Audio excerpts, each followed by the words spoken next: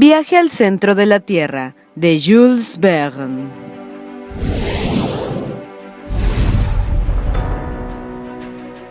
Me desperté, pues, el domingo por la mañana sin la preocupación habitual de tener que emprender inmediatamente la marcha.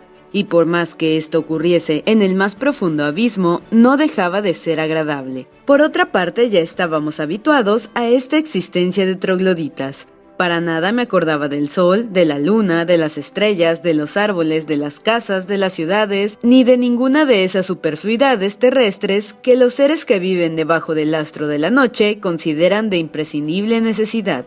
En nuestra calidad de fósiles, nos burlábamos de estas maravillas inútiles. Formaba la gruta un espacioso salón, sobre cuyo pavimento granítico se deslizaba dulcemente el arroyuelo fiel. A aquella distancia se hallaba el agua a la temperatura ambiente y no había dificultad en beberla. Después de almorzar, quiso el profesor consagrar algunas horas a ordenar sus anotaciones diarias. Ante todo, me dijo, voy a hacer algunos cálculos, a fin de determinar con toda exactitud nuestra situación. Quiero a nuestro regreso poder trazar un plano de nuestro viaje, una especie de sección vertical del globo que señalará el perfil de nuestra expedición. Será curiosísimo, tío, pero ¿tendrán sus observaciones un grado de precisión suficiente? Sí, he anotado cuidadosamente los ángulos y las pendientes. Estoy seguro de no cometer un error. Vamos a ver ante todo dónde estamos. Toma la brújula y observa la dirección que indica. Tomé el indicado instrumento y después de un examen atento respondí. Es la cuarta al sudeste. Bien, dijo el profesor anotando la observación y haciendo algunos cálculos rápidos. No hay duda, hemos recorrido 85 leguas. Según eso, caminamos por debajo del Atlántico. Exacto, y es muy posible que en los actuales momentos se esté desarrollando sobre nuestras cabezas una tempestad horrible y que muchos navíos sean juguete de las olas y del viento. Perfectamente posible, y que vengan las ballenas a azotar con sus colas formidables las paredes de nuestra prisión. Tranquilízate, Axel, que no lograrán quebrantarnos, empero, prosigamos nuestros cálculos. Nos hallamos al sudeste del Sneffels, a 85 leguas de distancia de su base, y a juzgar por mis notas precedentes, estimo en 16 leguas la profundidad alcanzada. ¡16 leguas!, exclamé, sin duda de ningún género. Pero ese es el máximo límite asignado por la ciencia a la corteza terrestre. No trato de negarlo, y aquí, según la ley que rige el aumento de calor, deberíamos tener una temperatura de 1500 grados. Deberíamos, hijo mío, tú lo has dicho. Y todo este granito no podría conservar su estado sólido y estaría en plena fusión. Ya ves que no es así y que los hechos, como acontece siempre, vienen a desmentir las teorías. No tengo más remedio que convenir en ello, mas no deja de llamarme la atención. ¿Qué marca el termómetro? 26 grados y 6 décimas. Solo faltan 1474 grados y 4 décimas para que los sabios tengan razón. Queda pues establecido que el aumento de la temperatura proporcionalmente a la profundidad es un error. Por consiguiente, Humfredo Davy no se equivoca, y yo, por tanto, no hice mal en darle crédito. ¿Qué tienes que responder? Nada. En realidad, habría tenido que decir muchas cosas. Era opuesto a la teoría de Davy y defensor de la del calor central, aun cuando no sintiese sus efectos. Me inclinaba a creer que aquella chimenea de volcán apagado se hallaba recubierta por lavas de un forro refractario que impedía que el calor se propagase a través de sus paredes. Pero sin detenerme a buscar nuevos argumentos, me limité a tomar la situación tal cual era. Tío, dije tras una pausa, no dudo ni un momento de la exactitud de sus cálculos, pero permítame usted que deduzca de ellos una consecuencia rigurosamente exacta. Saca todas las consecuencias que quieras. En el lugar en el que nos encontramos, en la latitud de Islandia, el radio terrestre mide 1583 leguas aproximadamente, ¿no es cierto? 1583 leguas y un tercio. Pongamos en cifras redondas, 1600, de las cuales hemos andado 12, ¿no es así? Así es, en efecto, y para eso hemos tenido que recorrer 85 en sentido diagonal, ¿no es verdad? Exactamente, en 20 días más o menos, en 20 días. Y como quiera que 16 leguas son la centésima parte del radio de la Tierra, de continuar así, emplearemos 2000 días, que son cerca de 5 años y medio, en llegar al centro del globo. El profesor no respondió una palabra. Y eso sin contar, proseguí, con que si para obtener una vertical de 16 leguas es preciso recorrer horizontalmente 80, tendríamos que caminar nada menos que 8000 en dirección sudeste para alcanzar nuestra meta, y mucho antes de lograrlo, habríamos salido por algún punto de la superficie. «Vete al diablo con tus cálculos», replicó mi tío con un movimiento de cólera. «Al infierno tus teorías. ¿Sobre qué base descansan? ¿Quién te dice que esta galería no va directamente a nuestra meta? Yo tengo a mi favor un precedente, y es que lo que quiero hacer, otro lo ha hecho primero, y si el éxito coronó sus esfuerzos, de esperar es que premie también los míos. Así lo espero y deseo, pero en fin, te está permitido callarte y no desbarrar de esa suerte». Comprendí que el terrible profesor amenazaba mostrarse bajo la piel del pariente y hube que ponerme en guardia. «Ahora consulte el manómetro», dijo mi tío. «¿Qué marca? Una presión considerable». Bien, ya ves cómo bajando lentamente nos vamos acostumbrando poco a poco a la densidad de esta atmósfera y no experimentamos molestias, excepción hecha de algunos dolores de oído. Eso no es nada y fácilmente harás desaparecer ese malestar poniendo en comunicación rápida el aire exterior con el contenido de tus pulmones. «Perfectamente», respondí decidido a no contrariar a mi tío. «Hasta se experimenta un verdadero placer en sentirse sumergido en esta atmósfera más densa. ¿Ha observado usted con qué intensidad se propagan en ella los sonidos? Un sordo acabaría aquí por oír perfectamente. Pero esta densidad seguirá aumentando. Sí, siguiendo una ley no muy bien determinada, es verdad que la intensidad de la gravedad perecerá a medida que bajemos. Ya sabes que en la misma superficie de la Tierra es en donde su acción se deja de sentir con más fuerza, y que en el centro del globo los objetos carecen de peso».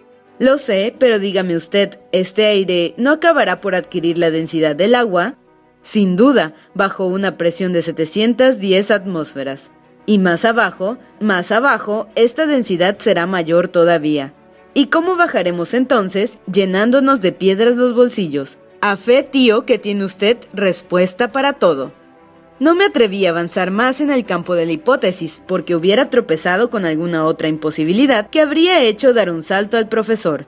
Era sin embargo evidente que el aire, bajo una presión que podía llegar a ser de millares de atmósferas, acabaría por solidificarse y entonces, aún dando de barato que hubiesen resistido nuestros cuerpos, sería necesario detenerse a pesar de todos los razonamientos del mundo. Pero no hice valer este argumento, pues mi tío me hubiera enseguida sacado a colación a su eterno Sagnussem, precedente sin valor, porque aún suponiendo que fuese cierto su viaje, siempre podría responderse que no habiéndose inventado el barómetro ni el manómetro en el siglo XVI, ¿cómo pudo determinar este sabio islandés su llegada al centro del globo? Mas guardé para mí esta objeción y resolví esperar los acontecimientos. El resto de la jornada transcurrió en conversación y cálculos, mostrándome siempre conforme con el parecer del profesor y envidiando la perfecta indiferencia de Hans, que sin meterse a buscar las causas de los efectos, marchaba ciegamente por donde le llevaba el destino.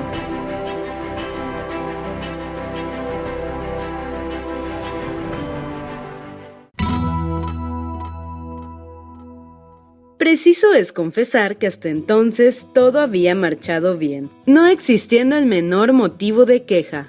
Si las dificultades no aumentaban, era seguro que alcanzaríamos nuestro objeto. ¡Qué gloria para todos en el caso afortunado! Ya me había habituado a raciocinar por el sistema Lindenbrock. ¿Sería debido al extraño medio en que vivía? ¿Quién sabe? Durante algunos días, pendientes mucho más rápidas, algunas de ellas de aterrador declive, nos internaron profundamente en el macizo de granito, llegando algunas jornadas a avanzar legua y media o 2 leguas hacia el centro.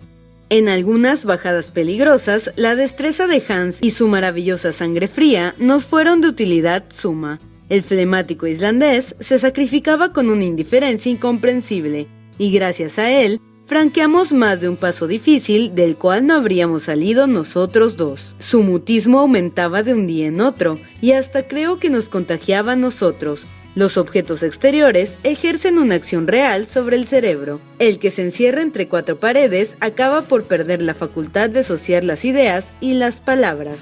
¿Cuántos presos encerrados en estrechos calabozos se han vuelto imbéciles o locos por la imposibilidad de ejercitar las facultades mentales? Durante las 2 semanas que siguieron a nuestra última conversación, no ocurrió ningún incidente digno de ser mencionado. No encuentro en ninguna memoria más que un solo acontecimiento de suma gravedad, cuyos más insignificantes detalles me sería imposible olvidar. El 7 de agosto, nuestros sucesivos descensos nos habían conducido a una profundidad de 30 leguas, es decir, que teníamos sobre nuestras cabezas 30 leguas de rocas, de mares, de continentes y de ciudades. Debíamos a la sazón encontrarnos a 200 leguas de Islandia. Aquel día seguía el túnel un plano un poco inclinado. Yo marchaba adelante, mi tío llevaba uno de los aparatos Ruhmkorff y yo el otro, y con él me entretenía en examinar las capas de granito. De repente, al volverme, vi que me encontraba solo. Bueno, me dije para mí, he caminado demasiado deprisa o tal vez sea que el profesor y Hans se han detenido en algún sitio. Voy a reunirme con ellos. Afortunadamente, el camino no tiene aquí mucho declive. Volví a desandar lo andado, caminé durante un cuarto de hora sin encontrar a nadie. Llamé y no me respondieron, perdiéndose mi voz en medio de los cavernosos ecos que ella misma despertaba. Empecé a sentir inquietud. Un fuerte escalofrío me recorrió todo el cuerpo. «Calma», me dije en voz alta. «Tengo la seguridad de encontrar a mis compañeros. No hay más que un solo camino, y puesto que me había adelantado, procede a retroceder». Subí por un espacio de media hora, escuchando atentamente si me llamaban, que de bien lejos se oía aquella atmósfera tan densa. Un silencio extraordinario reinaba en la más inmensa galería. Me detuve sin atreverme a creer en mi aislamiento. Deseaba estar extraviado, no perdido. Extraviado, aún pueden encontrarle a uno. «Veamos», repetía, puesto que no existe más que un camino, que es el mismo que siguen ellos, por fuerza de encontrarlos, bastará conseguir retrocediendo, a menos que, no viéndome y olvidando que yo les precedía, se les haya ocurrido la idea de retroceder. Pero aún en ese caso, apresurando el paso, me reuniré con ellos. Es evidente, y repetía las últimas palabras como si no estuviera realmente convencido. Por otra parte, para asociar estas ideas tan sencillas, y darles la forma de un raciocinio, tuve que emplear mucho tiempo. Entonces me asaltó una duda. ¿Iba yo por delante de ellos? Ciertamente. Me seguía Hans y precediendo a mi tío. Hasta recordaba que se había detenido unos instantes para asegurarse sobre las espaldas el fardo. Entonces debí proseguir solo el camino, separándome de ellos. Además, pensaba yo, tengo un medio seguro de no extraviarme. Un hilo que me guíe en este laberinto y que no puede romperse. Este hilo es mi fiel arroyo. Bastará que remonte su curso para dar con las huellas de mis compañeros. Este razonamiento me infundió nuevos bríos y resolví a reanudar mi marcha ascendente sin pérdida de momento. ¿Cómo bendije entonces la previsión de mi tío, impidiendo que el cazador taponase el orificio practicado en la pared de granito? De esta suerte, aquel bienhechor manantial, después de satisfacer nuestra sed durante todo el camino, iba a guiarme ahora a través de las sinuosidades de la corteza terrestre. Antes de ponerme en marcha, pensé en que la ablución me haría provecho. Me agaché para sumergir mi frente en el agua del Hansbach, y júzguese mi estupor. En vez del agua tibia y cristalino, encontraron mis dedos un suelo seco y áspero. El arroyo no corría ya a mis pies.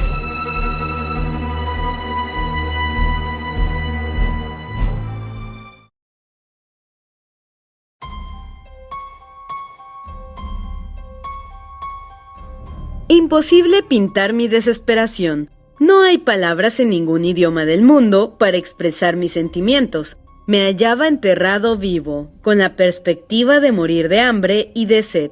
Maquinalmente, pasé por el suelo mis manos calenturientas. ¡Qué seca me pareció aquella roca! Pero ¿cómo había abandonado el curso del riachuelo? Porque la verdad era que el arroyo no estaba allí. Entonces comprendí la razón de aquel silencio extraño. Cuando escuché la última vez con la esperanza de que a mis oídos llegase la voz de alguno de ellos.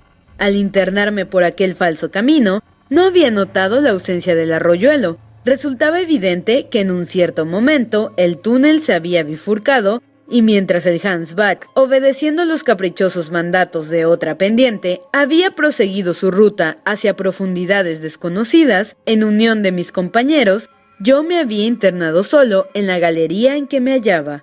¿Cómo regresar nuevamente al punto de partida? No había huellas, ni mis pies las dejaban grabadas en aquel suelo de granito. Me devanaba los sesos buscando una solución a tan irresoluble problema. Mi situación se resumía en una sola palabra: perdido. Sí, perdido en una profundidad que me parecía inmensurable. Aquellas 30 leguas de corteza terrestre gravitaban sobre mis espaldas con un peso terrible. Me sentía aplastado.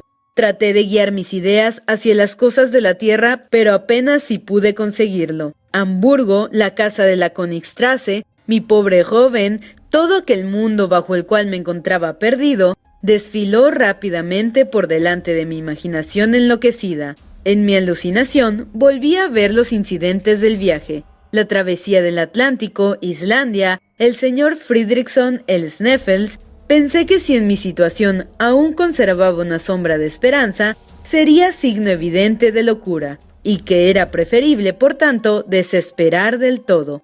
En efecto, ¿qué poder humano podría conducirme de nuevo a la superficie de la tierra y abrir las enormes bóvedas que sobre mi cabeza se cerraban? ¿Quién podría señalarme el buen camino y reunirme a mis compañeros? «¡Oh, tío!», exclamé con desesperado acento.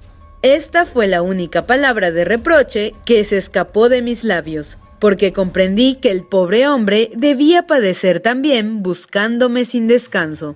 Cuando me vi de esta suerte, lejos de todo socorro humano, incapaz de intentar nada para lograr mi salvación, pensé en la ayuda del cielo. Los recuerdos de la infancia, los de mi madre, a quien solo conocí en la época de las caricias, acudieron a mi memoria. Recurrí a la oración por derechos que tuviese a ser escuchado por Dios, de quien me acordaba tan tarde, y le imploré con fervor. Aquella invocación de la providencia me devolvió algo de calma, y pude llamar en mi auxilio a todas las energías de mi inteligencia. Tenía víveres para 3 días y mi calabaza estaba llena de agua. Sin embargo, no podía permanecer más de este tiempo solo.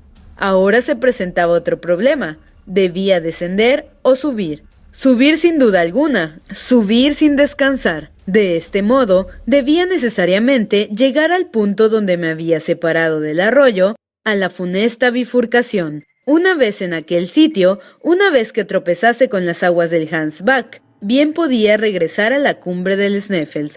¿Cómo no se me había ocurrido esto antes? Había evidentemente una probabilidad de salvación. Lo más apremiante era, pues, volver a encontrar el cauce de las aguas. Me levanté decidido y, apoyándome en mi bastón herrado, empecé a subir la pendiente de la galería, que era bastante rápida. Caminaba lleno de esperanzas y sin titubear, toda vez que no había otro camino que elegir. Por espacio de media hora no me detuvo obstáculo alguno. Trataba de reconocer el camino por la forma del túnel, por los picos salientes de las rocas, por la disposición de las fragosidades, pero ninguna señal especial me llamó la atención y pronto me convencí de que aquella galería no podía conducirme a la bifurcación. Era un callejón sin salida, y al llegar a su extremidad, tropecé contra un muro impenetrable y caí sobre la roca. Imposible expresar el espanto, la desesperación que se apoderó de mí entonces. Mi postrera esperanza acababa de estrellarse contra aquella muralla de granito, dejándome anonadado. Perdido en aquel laberinto cuyas sinuosidades se cruzaban en todos sentidos, era inútil volver a intentar una evasión imposible. Era preciso morir de la más espantosa de las muertes, y cosa extraña, pensé que si se encontraba algún día mi cuerpo en estado fósil, su aparición en las entrañas de la Tierra, a 30 leguas de su superficie, suscitaría graves cuestiones científicas. Quise hablar en voz alta, pero solo enronquecidos acentos salieron de mis labios ardorosos. Jadeaba. En medio de mis angustias, vino un nuevo terror a apoderarse de mi espíritu. Mi lámpara, en mi caída, se había estropeado y no tenía manera de repararla. Su luz palidecía por momentos e iba a fallarme del todo. Veía debilitarse la corriente luminosa dentro del serpentín del aparato. Una procesión fatídica de sombras movedizas se desfiló a lo largo de las obscuras paredes, y no me atreví ni a pestañear, temiendo perder el menor átomo de la fugitiva claridad. Por instantes creía que se iba a extinguir y que la obscuridad me circundaba. Por fin lució en la lámpara un último resplandor. Lo seguí, lo aspiré con la mirada, reconcentré sobre él todo el poder de mis ojos, cual si fuese una última sensación de luz que les fuera dado gozar, y quedé sumergido en las más espantosas tinieblas. ¡Qué grito tan terrible se escapó de mi pecho! Sobre la superficie de la tierra, en las noches más tenebrosas, la luz no abandona jamás sus derechos por completo. Se difunde, se sutiliza, pero por poca que quede, acaba por percibirla la retina. Allí nada. La oscuridad absoluta hacía de mí un ciego en toda la acepción de la palabra. Entonces perdí la cabeza. Me levanté con los brazos extendidos hacia adelante, buscando a tientas y dando traspiés dolorosos. Eché a huir precipitadamente, caminando al azar por aquel intrincado laberinto, descendiendo siempre, corriendo a través de la corteza terrestre como un habitante de las grietas subterráneas, llamando, gritando, aullando, magullado bien pronto por los salientes de las rocas, cayendo y levantándome ensangrentado, procurando beber la sangre que me inundaba el rostro, y esperando siempre que mi cabeza estallase al chocar con cualquier obstáculo imprevisto. ¿A dónde me condujo aquella carrera insensata? No lo he sabido jamás. Al cabo de varias horas, agotado sin duda por completo, me desplomé como una masa inerte a lo largo de la pared y perdí toda noción de la existencia.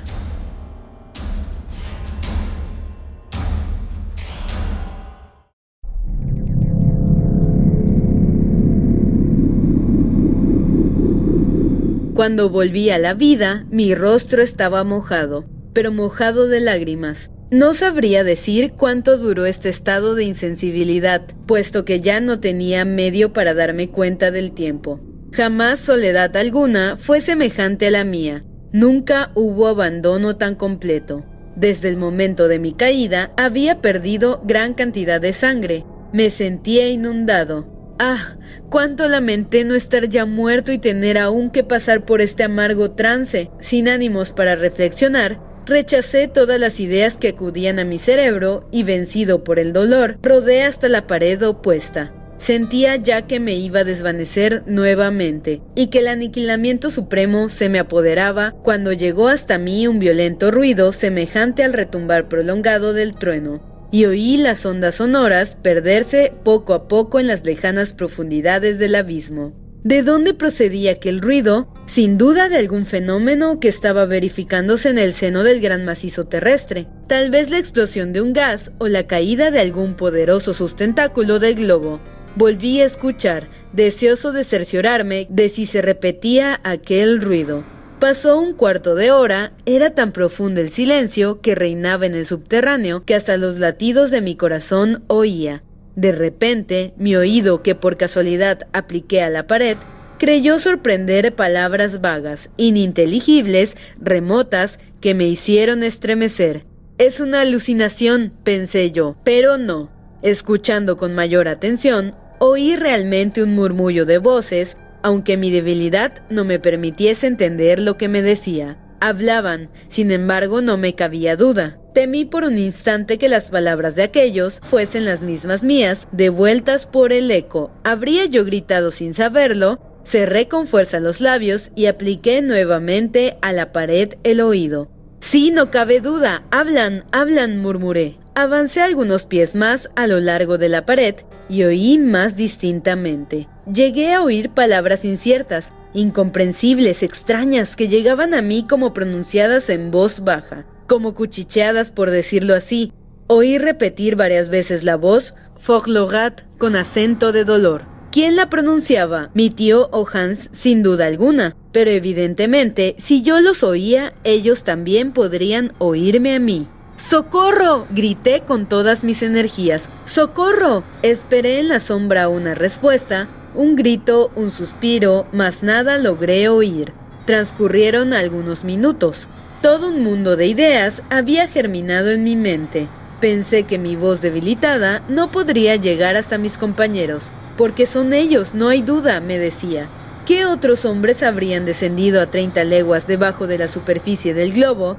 Me puse a escuchar otra vez. Al pasear el oído a lo largo de la pared, hallé un punto matemático donde las voces parecían adquirir su máxima intensidad. La palabra Fortlögat volvió a sonar en mi oído y oí después aquel fragor del trueno que me había sacado de mi aletargamiento. No, me dije, estas voces no se oyen a través de la pared. Su estructura granítica no se dejaría atravesar por la más fuerte detonación. Este ruido llega a lo largo de la misma galería. Preciso es que existe en ella un efecto de acústica especial. Escuché nuevamente, y lo que esta vez, oh sí, esta vez oí mi nombre claramente pronunciado. ¿Era mi tío quien lo pronunciaba? Hablaba con el guía y la palabra Fortlögat era una voz danesa. Entonces me lo expliqué todo. Para hacerme oír, era preciso que hablase a lo largo de aquella pared, que transmitía mi voz como un hilo que conduce la electricidad. No había tiempo que perder. Si mis compañeros se alejaban unos pasos, el fenómeno acústico quedaría destruido. Me aproximé, pues, a la pared y pronuncié estas palabras con la mayor claridad posible. «Tío Lindenbrock», y esperé presa de la mayor ansiedad. El sonido no se propaga con una rapidez excesiva. La densidad de las capas de aire aumenta su intensidad, pero no su velocidad de propagación. Transcurrieron algunos segundos que me parecieron siglos, y al fin llegaron a mi oído estas palabras. «Axel, Axel, ¿eres tú?» «Sí, sí», le respondí. «Pobre hijo mío, ¿dónde estás?» «Perdido en la oscuridad más profunda». «Pues, ¿y la lámpara?» «Apagada». «¿Y el arroyo?» «Ha desaparecido». «Pobre Axel, ármate de valor». «Espérese usted un poco, estoy completamente agotado y no me quedan fuerzas para articular las palabras, mas no deje usted de hablarme». «Valor», prosiguió mi tío. «No hables, escúchame. Te hemos buscado subiendo y bajando la galería, sin que hayamos podido dar contigo. Ah, cuánto he llorado, hijo mío. Por fin, suponiendo que te encontrarías al lado del Hans Bach, hemos remontado su curso disparando nuestros fusiles. En el momento actual, si por un efecto de acústica nuestras voces pueden oírse, nuestras manos no pueden estrecharse. Pero no te desesperes, Axel, que ya tenemos mucho adelantado con habernos puesto al habla». Durante este tiempo yo había reflexionado y una cierta esperanza, vaga aún, renacía en mi corazón. Ante todo, me importaba conocer una cosa. Aproximé mis labios a la pared y dije: «Tío». «¿Qué quieres, hijo mío?», me contestó al cabo de unos instantes. «Es preciso saber ante todo qué distancia nos separa». «Eso es bastante fácil. ¿Tiene usted su cronómetro?» «Sí». «Tómelo en la mano y pronuncie usted mi nombre, anotando con toda exactitud el momento en que lo pronuncie. Yo lo repetiré y usted anota asimismo el instante preciso en que oiga mi respuesta». «Me parece muy bien. De este modo, la mitad del tiempo que transcurre entre mi pregunta y tu respuesta será el que mi voz emplea para llegar hasta ti. Eso es, tío. ¿Estás listo?» «Sí». «Pues bien, mucho cuidado, que voy a pronunciar tu nombre». Apliqué el oído a la pared y tan pronto como oí la palabra Axel, repetí a mi vez Axel y esperé. 40 segundos, dijo entonces mi tío. Han transcurrido 40 segundos entre las dos palabras, de suerte que el sonido emplea 20 segundos para recorrer la distancia que nos separa. Calculando ahora la razón de 1020 pies por segundo, resultan 20.400 pies, o sea, legua y media y un octavo. «Legua y media», murmuré. «No es difícil salvar esa distancia, Axel. Pero, ¿debo marchar hacia arriba o hacia abajo?» «Hacia abajo. Voy a explicarte por qué. Hemos llegado a una espaciosa gruta a la cual van a dar gran número de galerías. La que has seguido tú no tiene más remedio que conducirte a ella, porque parece que todas estas fendas, todas estas fracturas del globo convergen hacia la misma caverna donde estamos. Levántate pues y emprende de nuevo el camino. Marcha, arrástrate si es preciso. Deslízate por las pendientes rápidas que nuestros brazos te esperan para recibirte al final de tu viaje. En marcha pues, hijo mío, ten ánimo y confianza». Estas palabras me reanimaron. «Adiós, tío», exclamé. «Parto inmediatamente. En el momento en el que abandone este sitio, nuestras voces dejarán de oírse. Adiós pues. Hasta la vista, Axel, hasta la vista». Tales fueron las últimas palabras que oí. Esta sorprendente conversación, sostenida a través de la masa terrestre a más de una legua de distancia, terminó con estas palabras de esperanza, y di gracias a Dios por haberme conducido por entre aquellas inmensidades tenebrosas al único punto tal vez en que podía llegar hasta mí la voz de mis compañeros. Este sorprendente efecto de acústica se explicaba fácilmente por las solas leyes físicas. Provenía de la forma del corredor y de la conductibilidad de la roca. Existen muchos ejemplos de la propagación de sonidos que no se perciben en los espacios intermedios. Recuerdo varios lugares donde ha sido observado este fenómeno, pudiendo citar entre otros la galería interior de la cúpula de la Catedral de San Pablo en Londres, y sobre todo en medio de esas maravillosas cavernas de Sicilia, de esas latomías situadas cerca de Siracusa, la más notable de las cuales es la denominada Oreja de Dionisio. Todos estos recuerdos acudieron entonces a mi mente, y vi con claridad que, supuesto que la voz de mi tío llegaba hasta mí, no existía ningún obstáculo entre ambos. Siguiendo idéntico camino que el sonido, debía lógicamente llegar lo mismo que él, si antes no me faltaban las fuerzas. Me levanté, pues, y comencé más bien a arrastrarme que a andar. La pendiente era bastante rápida y me dejé resbalar por ella, pero pronto la velocidad de mi descenso creció en proporción espantosa. Aquello simulaba más bien una caída, y yo carecía de fuerzas para detenerme. De repente, el terreno faltó bajo mis pies, y me sentí caer, rebotando sobre las asperezas de una galería vertical, de un verdadero pozo. Mi cabeza chocó contra una roca aguda y perdí el conocimiento.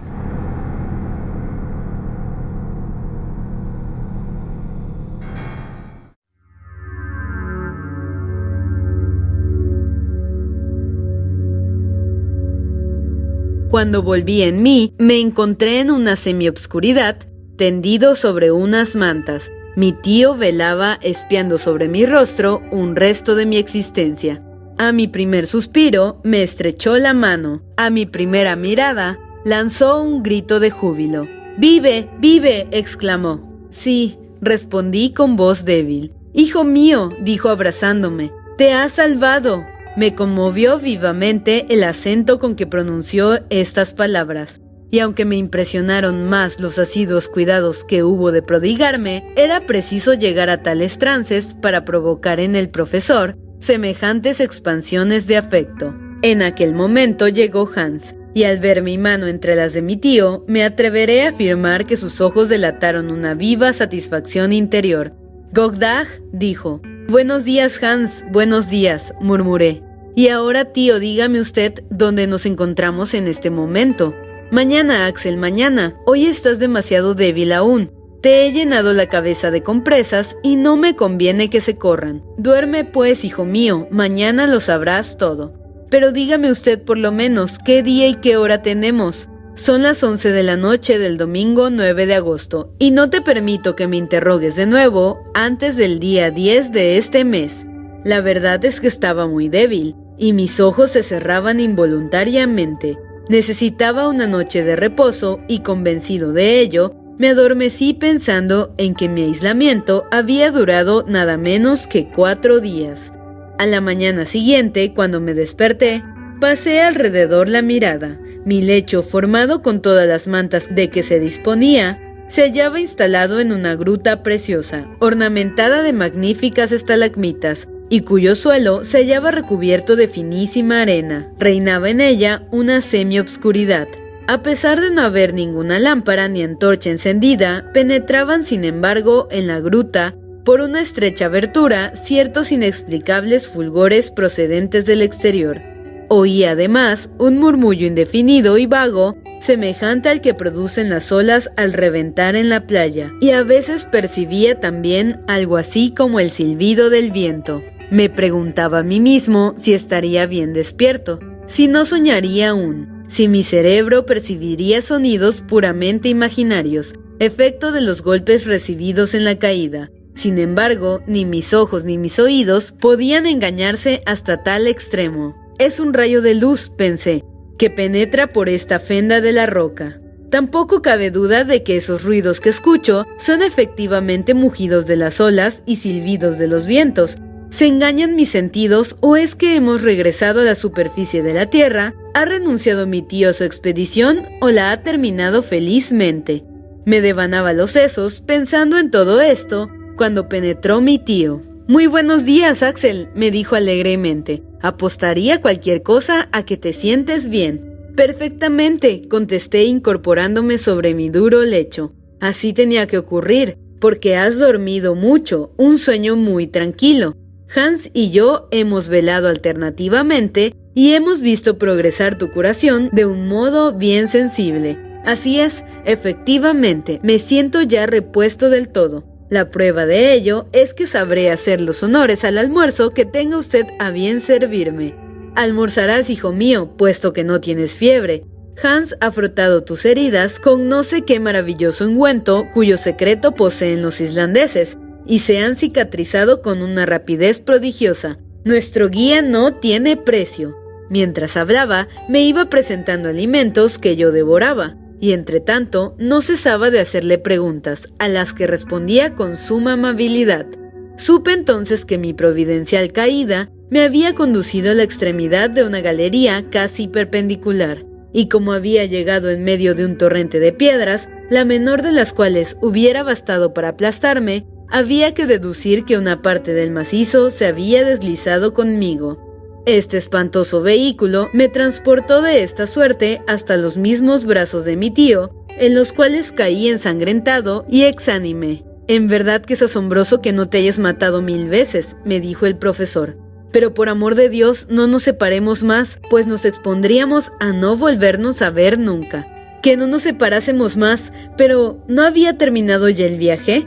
Y al hacerme esta pregunta, abrí desmesuradamente los ojos, en los cuales se retrató el espanto, y observado por mi tío, me preguntó: «¿Qué tienes, Axel?». «Tengo que hacerle a usted una pregunta. Dice usted que estoy sano y salvo, sin duda de ningún género. Tengo todos mis miembros intactos, ciertamente. ¿Y la cabeza?». «La cabeza, aunque con algunas contusiones, la tiene sobre los hombros en el más perfecto estado». «Pues bien, tengo miedo de que mi cerebro no funcione como es debido».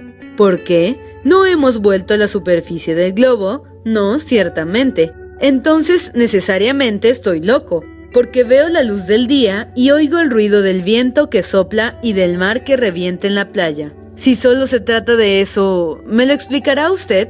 «¿Cómo he de explicarte yo lo inexplicable? Pero ya lo verás con tus ojos y comprenderás entonces que la ciencia geológica no ha pronunciado aún su última palabra».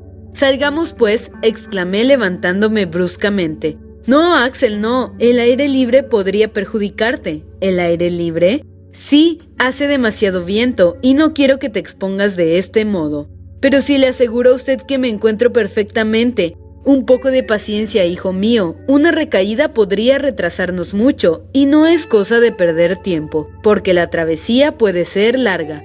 «¿La travesía?». Sí, descansa aún todo el día de hoy y nos embarcaremos mañana». «¿Embarcarnos?». Esta última palabra me hizo dar un gran salto. «¿Cómo? ¿Embarcarnos? ¿Teníamos por ventura algún río, algún lago o algún mar a nuestra disposición? ¿Había fondeado un buque en algún puerto interior?».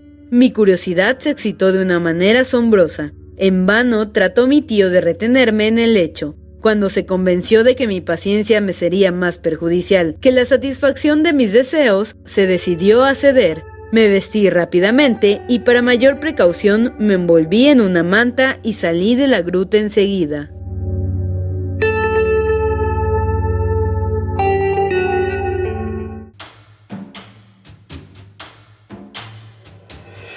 Al principio no vi nada. Acostumbrados mis ojos a la oscuridad, se cerraron bruscamente al recibir la luz. Cuando pude abrirlos de nuevo, me quedé más estupefacto que maravillado. «¡El mar!», exclamé. «Sí», respondió mi tío, «el mar de Lindenbrock», y me vanaglorio al pensar que ningún navegante me disputará el honor de haberlo descubierto ni el derecho de darle mi nombre. Una vasta extensión de agua, el principio de un lago o de un océano, se prolongaba más allá del horizonte visible. La orilla, sumamente escabrosa, ofrecía las últimas ondulaciones de las olas que reventaban en ella, una arena fina, dorada, sembrada de esos pequeños caparazones donde vivieron los primeros seres de la creación. Las olas se rompían contra ella, con ese murmullo sonoro peculiar de los grandes espacios cerrados, produciendo una espuma liviana que, arrastrada por un viento moderado, me salpicaba la cara. Sobre aquella playa ligeramente inclinada, a 100 toesas aproximadamente de la orilla del agua, venían a morir los contrafuertes de enormes rocas que, ensanchándose, se elevaban a una altura tremenda. Algunos de estos peñascos, cortando la playa con sus agudas aristas, formando cabos y promontorios que las olas carcomían. Más lejos, se perfilaba con gran claridad su enorme mole sobre el fondo brumoso del horizonte. Era un verdadero océano, con el caprichoso contorno de sus playas terrestres, pero desierto y de un aspecto espantosamente salvaje. Mis miradas podían pasearse a lo lejos sobre aquel mar gracias a una claridad especial que iluminaba los menores detalles. No era la luz del sol con sus haces brillantes y la espléndida irradiación de sus rayos, ni la claridad vaga y pálida del astro de la noche, que es solo una reflexión sin calor. No. El poder iluminador de aquella luz, su difusión temblorosa, su blancura clara y seca, la escasa elevación de su temperatura, su brillo superior en realidad al de la luna, acusaban evidentemente un origen puramente eléctrico. Era una especie de aurora boreal, un fenómeno cósmico continuo que alumbraba aquella caverna capaz de albergar en su interior un océano. La bóveda suspendida encima de mi cabeza, el cielo, si se quiere, parecía formado por grandes nubes, vapores movedizos que cambiaban continuamente de forma y que por efecto de las condensaciones deberían convertirse en determinados días en lluvias torrenciales. Creía yo que bajo una presión atmosférica tan grande era imposible la evaporación del agua, pero en virtud de alguna ley física que ignoraba, gruesas nubes cruzaban el aire. No obstante, el tiempo estaba bueno.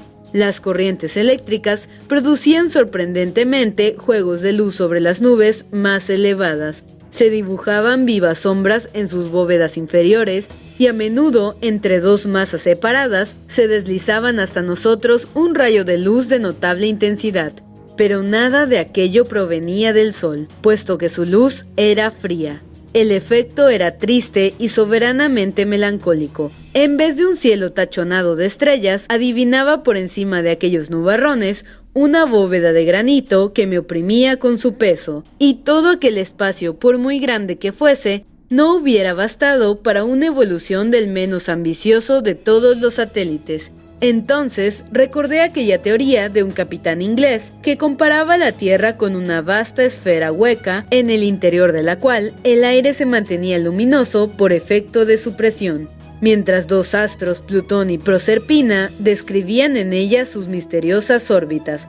Habría dicho la verdad, estábamos realmente aprisionados en una enorme excavación, cuya anchura no podía saberse exactamente, toda vez que la playa se dilataba hasta perderse de vista, ni su longitud tampoco, pues la vista no tardaba en quedar detenida por las líneas algo indecisas del horizonte.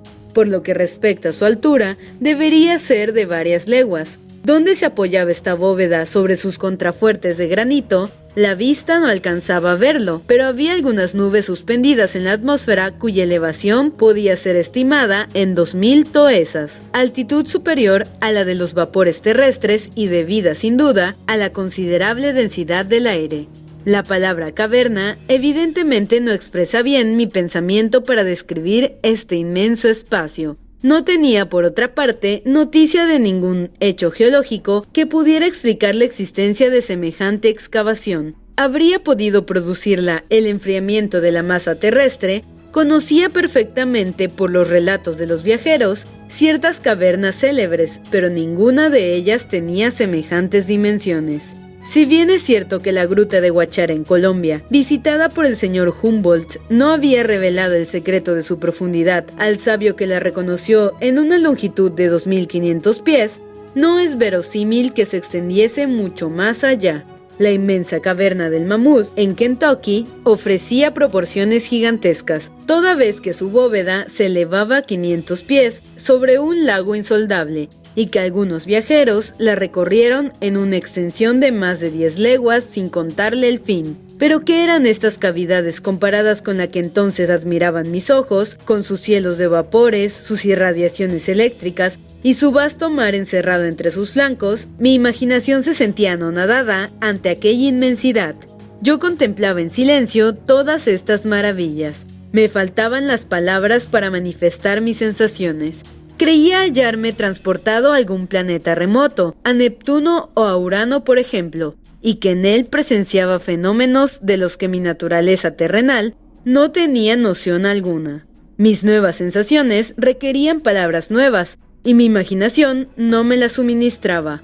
Lo contemplaba todo con muda admiración, no exenta de cierto terror. Lo imprevisto de aquel espectáculo había devuelto a mi rostro su color saludable. Me encontraba en vías de combatir mi enfermedad por medio del terror y de lograr mi curación por medio de esta nueva terapéutica. Por otra parte, la viveza de aquel aire tan denso me reanimaba, suministrando más oxígeno a mis pulmones. Se comprenderá fácilmente que después de un encarcelamiento de 47 días en una estrecha galería, era un goce infinito el aspirar a aquella brisa cargada de húmedas entanaciones salinas. No tuve pues motivo para arrepentirme de haber abandonado la oscuridad de mi gruta. Mi tío, acostumbrado ya a aquellas maravillas, no daba muestras de asombro. ¿Sientes fuerzas para pasear un poco?, me preguntó. Sí, por cierto, le respondí, y nada me será tan agradable. Pues bien, toma mi brazo y sigamos las sinuosidades de la orilla. Acepté inmediatamente y empezamos a costear aquel nuevo océano. A la izquierda, los peñascos abruptos, hacinados unos sobre otros, formaban una aglomeración titánica de prodigioso efecto. Por sus flancos se deslizaban innumerables cascadas, algunos ligeros vapores que saltaban de unas rocas en otras marcaban el lugar de los manantiales calientes, y los arroyos corrían silenciosos hacia el depósito común, buscando en los declives la ocasión de murmurar más agradablemente. Entre estos arroyos reconocí a nuestro fiel compañero de viaje, el Hans Bach, que iba a perderse tranquilamente en el mar, como si desde el principio del mundo no hubiese hecho otra cosa. En adelante nos veremos privados de su amable compañía, dije lanzando un suspiro. «Bah», respondió mi tío, «¿qué más da un arroyo que otro?». La respuesta me pareció un poco ingrata. En aquel momento solicitó mi atención un inesperado espectáculo. A unos 500 pasos, a la vuelta de un alto promontorio, se presentó ante nuestros ojos una selva elevada, frondosa y espesa, formada de árboles de medianas dimensiones que afectaban la forma de perfectos quitasoles de bordes limpios y geométricos. Las corrientes atmosféricas no parecían ejercer efecto alguno sobre su follaje, y en medio de las ráfagas de aire parecían inmóviles como un bosque de cedros petrificados. Aceleramos el paso. No acertaba a dar nombre a aquellas singulares especies. Por ventura no formaban parte de las 200.000 especies vegetales conocidas hasta entonces, y sería preciso asignarles un lugar especial entre la flora de las vegetaciones lacustres. No, cuando nos cobijamos debajo de su sombra, mi sorpresa se trocó en admiración. En efecto, me hallaba en presencia de especies conocidas en la superficie de la Tierra, pero vaciadas en un molde de dimensiones enormes. Mi tío les aplicó enseguida su verdadero nombre. Esto no es otra cosa, me dijo, que un bosque notabilísimo de hongos. Y no se engañaba en efecto. Imagínese cuál sería el monstruoso desarrollo adquirido por aquellas plantas tan ávidas de calor y de humedad. Yo sabía que el Lycoperdon giganteum alcanzaba, según Bulliard, 8 o 9 pies de circunferencia, pero aquellos eran hongos blancos, de 30 a 40 pies de altura, con una copa de este mismo diámetro. Había millares de ellos, y no pudiendo la luz atravesar su espesa contextura, reinaba debajo de sus cúpulas, yuxtapuestas cual los redondos techos de una ciudad africana, la obscuridad más completa. Quise no obstante penetrar más hacia adentro. Un frío mortal descendía de aquellas cavernosas bóvedas. Erramos por espacio de media hora entre aquellas húmedas tinieblas y experimenté una sensación de verdadero placer cuando regresé de nuevo a las orillas del mar. Pero la vegetación de aquella comarca subterránea no era solo de hongos. Más lejos se elevaban grupos de un gran número de otros árboles de descolorido follaje. Fácil era reconocerles, pues se trataba de los humildes arbustos de la tierra, dotados de fenomenales dimensiones, licodopios de 100 pies de elevación, sigilarias gigantescas, helechos arborescentes, del tamaño de los abetos de las altas latitudes, lepidodendrones de tallo cilíndrico bifurcado, que terminaban en largas hojas y erizados de pelos rudos como las monstruosas plantas grasientas. «Maravilloso, magnífico, espléndido», exclamó mi tío. «He aquí toda la flora de la segunda época del mundo, del periodo de transición. He aquí estas humildes plantas que adornan nuestros jardines convertidas en árboles como en los primeros siglos del mundo. Mira, Axel, y asómbrate. Jamás botánico alguno ha asistido a una fiesta semejante. Tiene usted razón, tío. La providencia parece haber querido conservar, en este invernáculo inmenso, estas plantas antediluvianas que la sagacidad de los sabios ha reconstruido con tan notable acierto. Dices bien, hijo mío, esto es un invernáculo, pero es posible también que sea al mismo tiempo un parque zoológico. ¡Un parque zoológico! Sin duda de ningún género. Mire ese polvo que pisan nuestros pies, esas osamentas esparcidas por el suelo. «¡Osamentas!», exclamé. «Sí, en efecto, osamentas de animales antediluvianos». Me apresuré a recoger aquellos despojos seculares, hechos de una substancia mineral indestructible, fosfato de cal, y apliqué sin vacilar sus nombres científicos a aquellos huesos gigantescos que parecían troncos de árboles secos. «He aquí», dije, «la mandíbula inferior de un mastodonte, he aquí los molares de un dineterio, he aquí un fémur que no puede haber pertenecido sino al mayor de estos animales, el megaterio. Si nos hallamos en un parque zoológico, porque estas osamentas no pueden haber sido transportadas hasta aquí por un cataclismo, los animales a los cuales pertenecen han vivido en las orillas de este mar subterráneo a la sombra de estas plantas arborescentes. Pero espere usted, tío, allí veo esqueletos enteros y sin embargo, dijo mi tío, no me explico la presencia de semejantes cuadrúpedos en esta caverna de granito. ¿Por qué? Porque la vida animal no existió sobre la tierra, sino en los periodos secundarios, cuando los aluviones formaron los terrenos sedimentarios, siendo reemplazadas por ellas las rocas incandescentes de la época primitiva.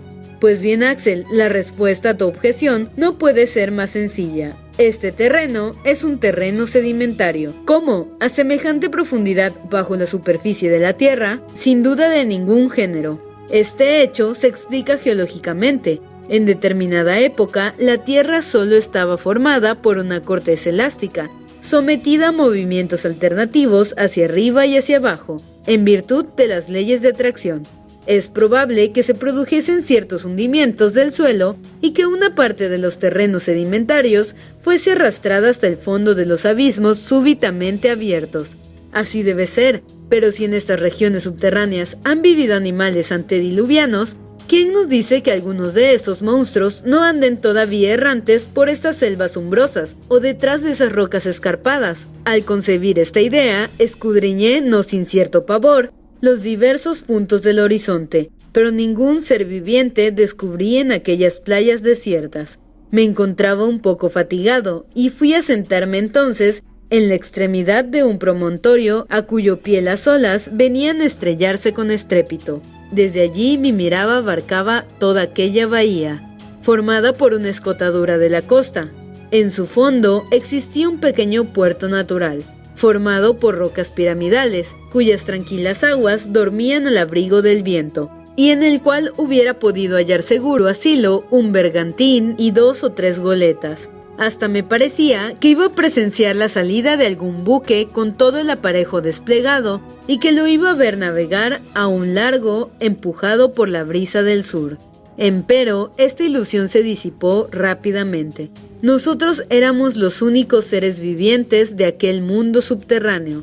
En ciertos recalmones del viento, un silencio más profundo que el que reina en los desiertos descendía sobre las áridas rocas y pasaba sobre el océano. Entonces procuraba penetrar con mi mirada las apartadas brumas, desgarrar aquel telón corrido sobre el fondo del misterioso horizonte. Cuántas preguntas acudían a tropel a mis labios. ¿Dónde terminaba aquel mar? ¿Dónde conducía? ¿Podríamos alguna vez reconocer las orillas opuestas? Mi tío por su cuenta no dudaba de ello. En cuanto a mí, lo temía y lo deseaba a la vez. Después de contemplar por espacio de 1 hora aquel maravilloso espectáculo, emprendimos otra vez el camino de la playa para regresar a la gruta, y bajo la impresión de las más extrañas ideas, me dormí profundamente.